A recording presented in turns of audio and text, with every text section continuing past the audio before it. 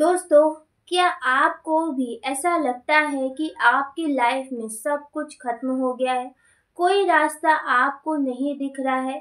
याद रखिए, जब आप गिरते हैं तभी आप उठते हैं। ज़िंदगी को बनाने के लिए, किस्मत को सँवारने के लिए टूटना, टूट कर के बिखरना बहुत ही ज़्यादा आवश्यक होता है। नमस्कार दोस्तों, मैं काशिका लहल आप सभी का हृदय से स्वागत करती हूँ। और आशा करती हूँ कि महादेव आप सभी पर अपनी असीम कृपा बना करके रखेंगे।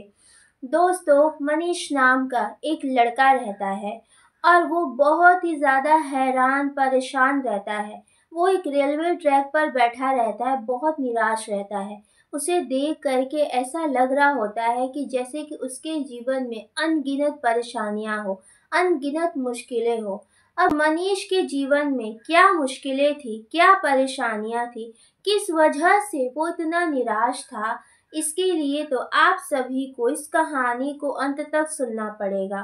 और अगर आप सभी मुश्किल हालात से गुजर रहे हैं, आप सभी को भी कोई रास्ता नजर नहीं आ रहा है, तो ये कहानी मात्र सुनने से ही आपको रास्ता भी जरूर दिखेगा।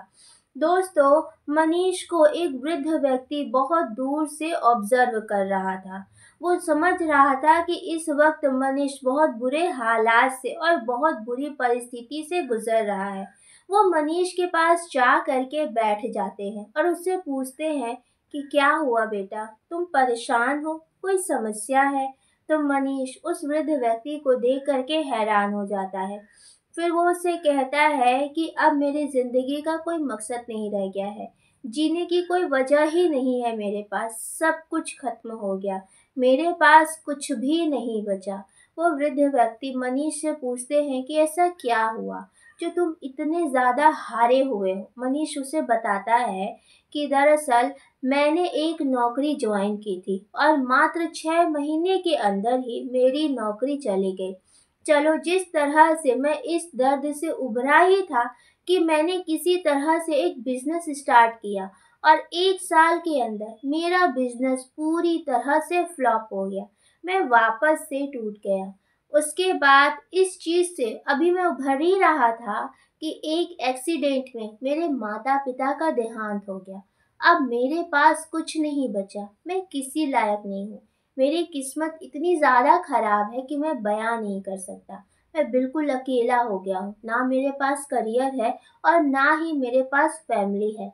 अब आप बताइए, जिस व्यक्ति के पास ये दोनों चीज़ें ना हो, वो व्यक्ति भला खुश कैसे रह सकता है? वो वृद्ध व्यक्ति मनीष की बातों को ध्यान से सुन रहे होते हैं। फिर वो मनीष से कहते हैं कि बेटा, बनने के लिए बिगड़ना बहुत ज़रूरी है। माना कि तुम्हारे जीवन में जो कुछ भी हुआ वो बेहद ही दर्दनाक हुआ, बहुत ही दुखदायी हुआ, पर इसका मतलब ये नहीं कि तुम्हारा जीवन खत्म हो गया। अच्छा, तुम ये बताओ, क्या तुमने बांस और बांसुरी की कहानी को सुना है? उसके बाद मनीष उनसे कहता है कि नहीं, वैसे भी मेरा इन कहानियों में कोई इंटरेस्ट नहीं है। तो वो वृद्ध व्यक्ति कहते हैं, इसीलिए तो यकीन मानो, कहानियाँ सुना करो, क्योंकि जब आप अच्छी कहानियों को सुनते हो, उनसे आपको जो सीख मिलती है वो जीवन भर आपके साथ रहती है। वो वृद्ध व्यक्ति मनीष से कहते हैं कि जब बांस बड़ा हो जाता है उसे काट दिया जाता है, उसकी सारी शाखाओं को काट दिया जाता है, उसमें छेद किया जाता है और उसी बांस से फिर बांसुरी बनाई जाती है। ये सारे प्रोसेस में बांस को बहुत दर्द होता है, उसे बहुत दर्द सहना पड़ता है। लेकिन अगर वो इतना दर्द और इतनी तकलीफ को सहन नहीं करता तो वो कभी भी बांसुरी नहीं बनता। बांसुरी की मीठी धुन कभी भी हमें सुनाई नहीं देती। उसी प्रकार अगर जीवन तुम्हें दर्द दे रही है, तुम्हारे जीवन में अगर मुश्किलें हैं, परेशानियां हैं, तो इसका मतलब ये है कि ईश्वर तुम्हें मजबूत बना रहे हैं। वो तुम्हें किसी महान उद्देश्य के लिए तैयार कर रहे हैं। माना कि माता पिता का खोना एक बहुत ही गहरा सदमा है, एक बहुत ही बड़ा दुख है, पर ये सोचो कि अगर तुम जीवित हो, तुम जीवित रह करके अपने माता पिता का सपना पूरा कर सकते हो। ऐसे बहुत सारे लोग हैं जिनके बच्चे नहीं हैं, जो वृद्ध है, जिनको रहने की आवश्यकता है, तुम उनके लिए कुछ कर सकते हो।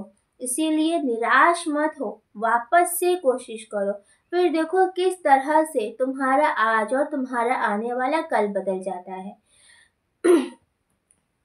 मनीष की आंखों में आंसू आ गए। मनीष ने कभी इस तरह से सोचा ही नहीं था, अपने दुखों को लेकर के, अपनी परेशानियों को लेकर के। और वो उसी पल से उस वृद्ध व्यक्ति का बहुत ही अच्छा मित्र बन जाता है। उस वृद्ध व्यक्ति को मनीष ढेर सारा धन्यवाद कहता है। उसके बाद उस रात को मनीष उस वृद्ध व्यक्ति के द्वारा बताई गई कहानी को और बातों को बहुत ही गहराई से सोचता है, उस पर विचार करता है। फिर वो ये सोचता है कि आखिर उन्होंने सही तो कहा कि अगर आज वो जीवित है, अगर ईश्वर ने उसे ये जीवन दिया है, उसे जीवित रखा है, तो कोई न कोई उद्देश्य तो ज़रूर होगा।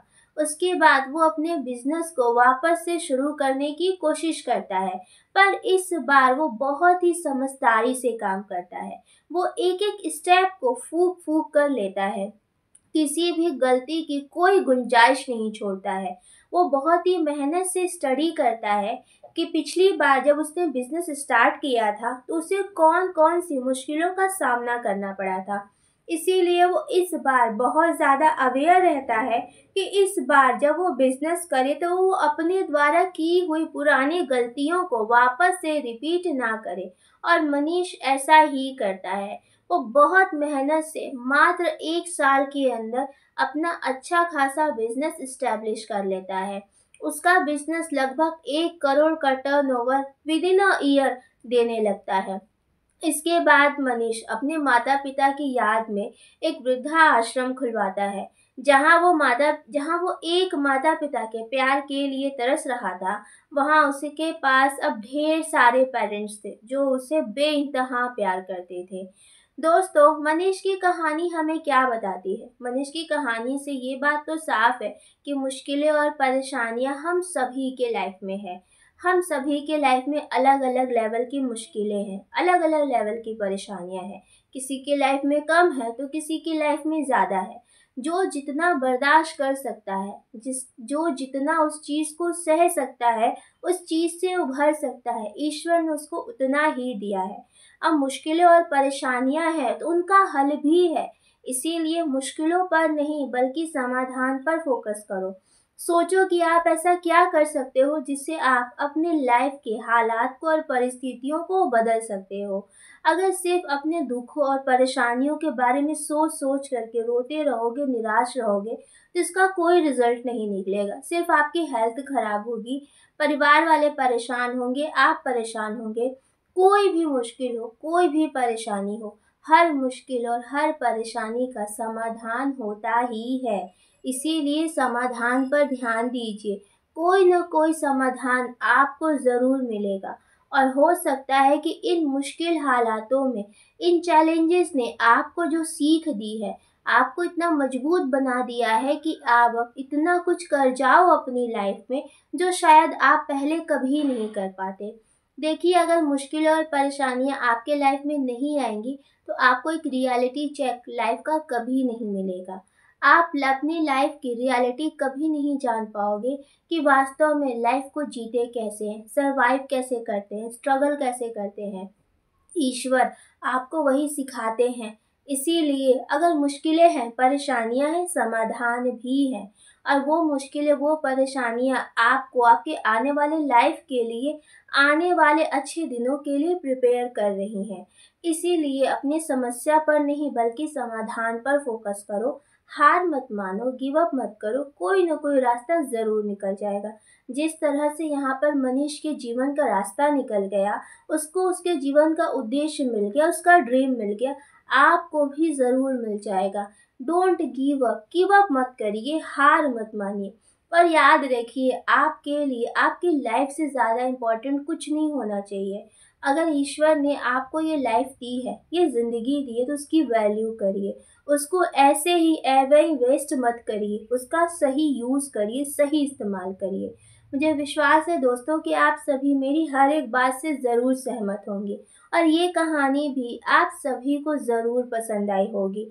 अगर आप सभी को ये कहानी पसंद आई है थोड़ा बहुत भी अगर आपको लगता है कि इस कहानी का प्रभाव आपके जीवन पर पड़ता है, तो इस वीडियो को, इस स्टोरी को लाइक कर दीजिएगा और इसे अपने दोस्तों के साथ, ऐसे लोगों के साथ ज़रूर शेयर करिएगा जो अपने लाइफ में थोड़ा परेशान है, निराश है। और आप सभी का दोस्तों हृदय से धन्यवाद कि आप सभी ने अपना मूल्यवान समय दिया और इस कहानी को देखा भी और सुना भी। Thank you so much. Thanks a lot.